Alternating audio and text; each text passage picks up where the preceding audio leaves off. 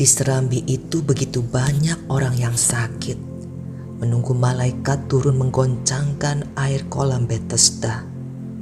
Di situ ada seorang yang telah sakit selama 38 tahun, juga menunggu kejadian tersebut. Tetapi karena sakit yang dideritanya, ia selalu terlambat untuk masuk ke kolam tersebut. Juga tidak ada orang yang menurunkannya ke dalam kolam itu apabila airnya mulai goncang.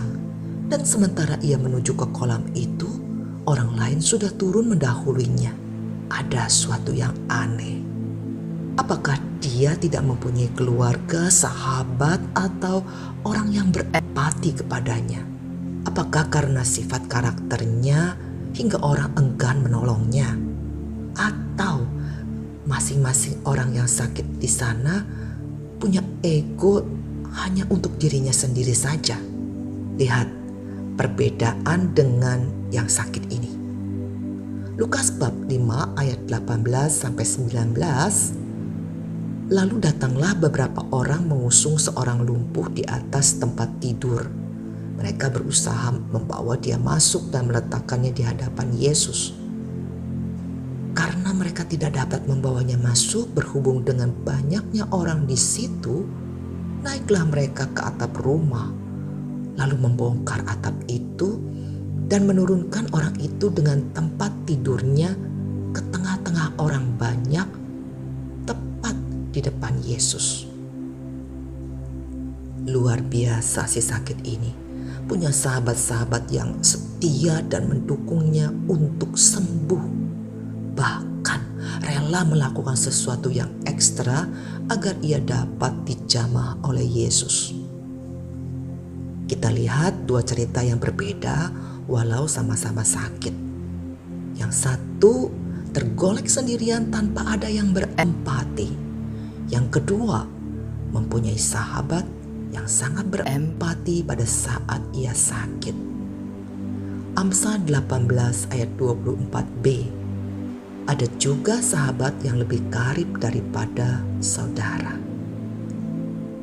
Dalam hidup ini, kita tidak bisa hidup sendirian. Pada suatu kali, kita butuh pertolongan orang. Oleh sebab itu, kita harus punya rasa empati yang tinggi pada setiap orang. Sebab apa yang ditabur orang, itu pula lah yang akan dituainya. Ketika kita hidup dengan keegoisan, maka kita akan menuai keegoisan ketika kita membutuhkan sesuatu. Tetapi ketika kita hidup bersosialisasi dengan tulus, maka kita akan menuai simpati pada saat kita membutuhkan. Hidup ini bergantung kepada kita.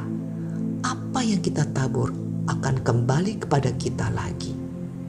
Kalau kita banyak menabur kebaikan, maka kita juga akan menuai banyak kebaikan. Dalam Mazmur 27 ayat 13, pemazmur berkata, "Sesungguhnya aku percaya akan melihat kebaikan Tuhan di negeri orang-orang yang hidup." Dalam cerita di atas, keduanya ditolong oleh Yesus. Cuma bedanya, yang mempunyai sahabat sejati mendapat pertolongan lebih cepat. Yang lainnya harus menunggu 38 tahun lamanya.